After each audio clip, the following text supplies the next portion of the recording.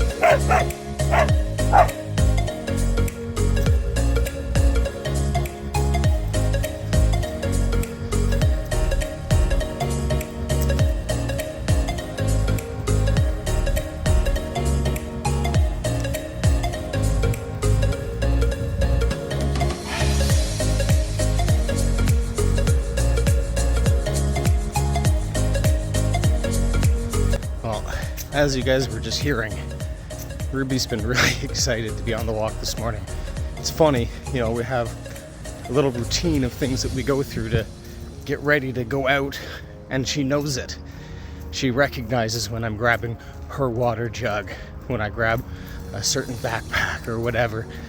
She knows we're gonna go out for an adventure. She gets really excited. Half the way in the car this morning, she was whimpering and whining. She just couldn't wait to get out. And yeah, she's burning all of her energy now. Thank goodness. So across from us there is Humber Golf Course, but that waterway that you see down there, that is Black Creek. And Black Creek runs all the way up north towards University of York, or York University. And there's a very famous call it a tourist attraction, kind of museum, Black Creek Pioneer Village. And so that waterway there runs all the way up to that. Ruby, come on. She's desperate to get into the water. So we have been going through a park known as James Gardens. It's named after Mr. Fred James, who bought the land from his wife's parents in 1908. Ended up building some significant gardens. I mean, we can't really see anything here. It's kind of all back up there closer to the roads, the main roads. But the area was bought by the city in 1955 and made into this large public park, and it's quite pretty. And if you're ever interested in coming to check it out, do it.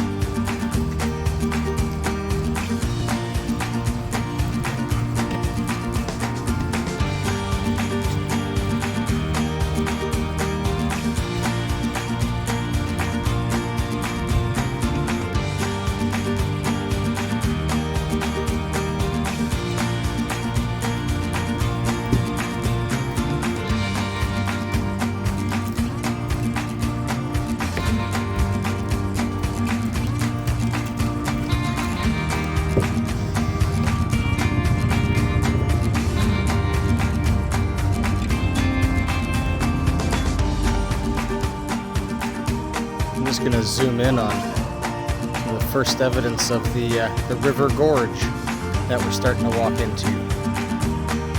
So we're going to be starting to walk through for a little bit. We're going to be walking through a bit of a gorge.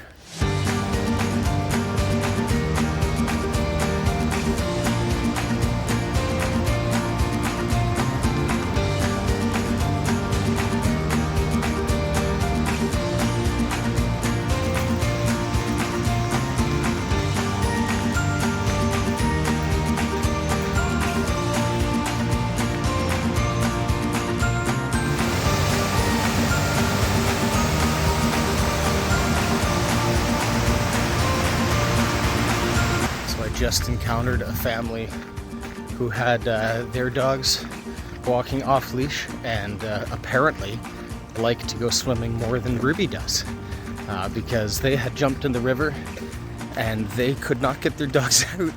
I had to help lure them out with the treats that I bring for Ruby to keep her focused on me while we walk.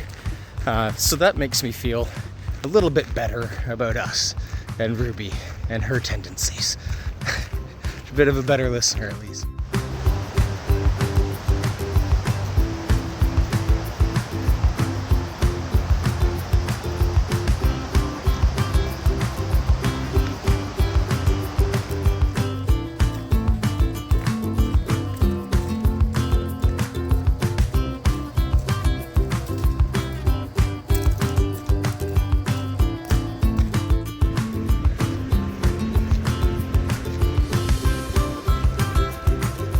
Come on.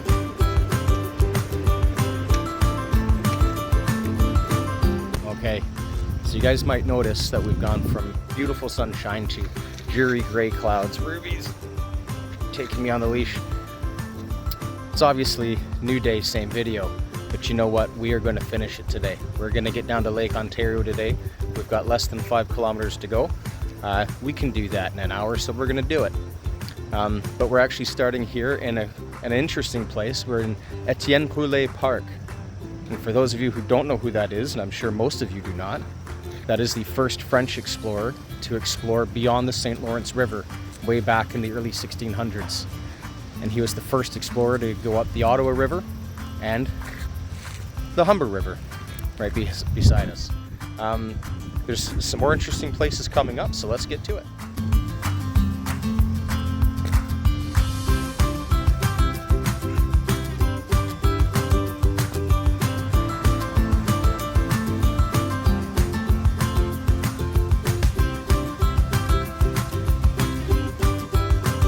So what I was just showing you guys there is the old mill.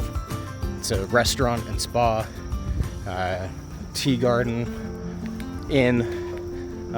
It's quite a well-known place, and there's been a number of mills on that site since 1793. A couple of them have burned down, but very important to the early economy of the region and opening it up for settlement. And there's no mill now. The last one burned down the late 1800s, but the restaurant has been there since 1914, so over 100 years. It is the oldest continually operating restaurant in Toronto, and I've had the privilege of having had dinner there a few times. I used to teach at a Chinese international school in Toronto, and we used to have Christmas dinners there. If you ever have the chance, you should check it out. It's expensive, but I mean, it's very nice.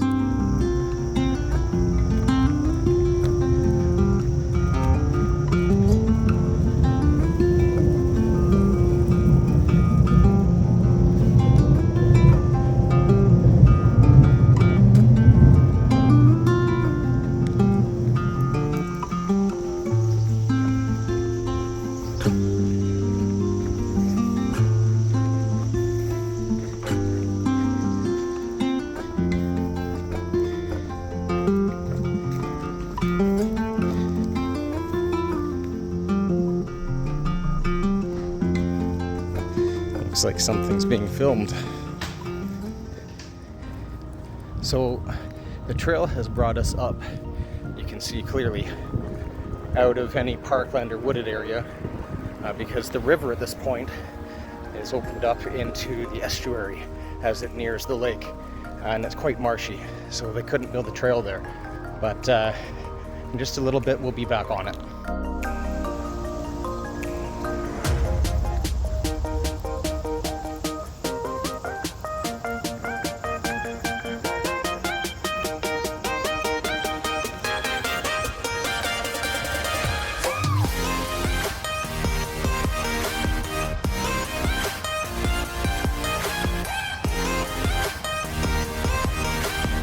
What was it about the 1950s and 60s that they were so obsessed with things that looked like UFOs? I kind of want to go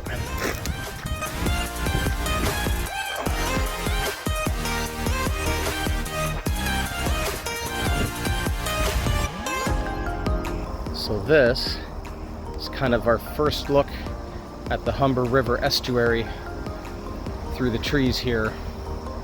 See all this marshland where the river's opening up into the drainage basin into the lake. We're almost there, folks.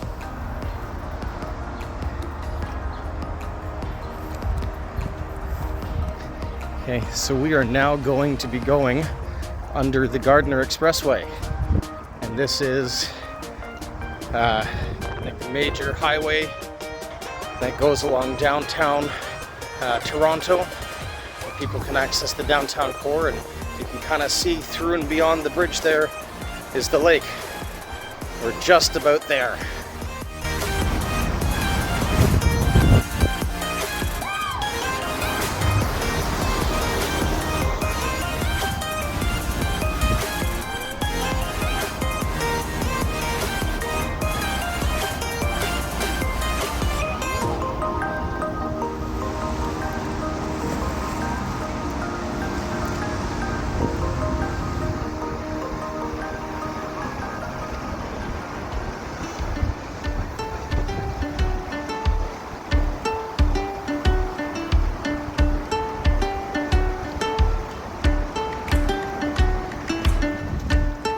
Well, there you have it, folks. We've reached the lake, but to be honest, it looks like there's a little bit more to see along the lake shore in the area. So we'll look at a couple things before we head home.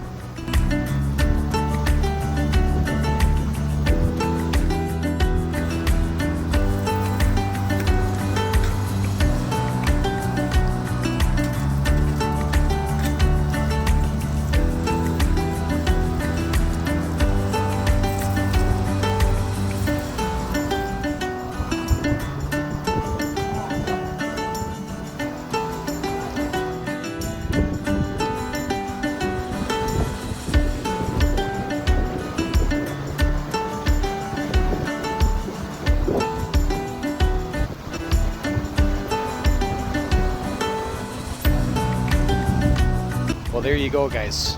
We finally finished the Humber River Trail. And to be honest, I liked it a lot more than I thought I would. It really felt at times like just walking through a massive garden with woodlands and meadows and suspension bridges and train bridges. And, it felt like some of the city at times were sculptures and works of art. There's parts of it that I liked a little bit less. I think probably the parts between Weston and the 401 down to Etienne Brûlé Park, where we started this morning.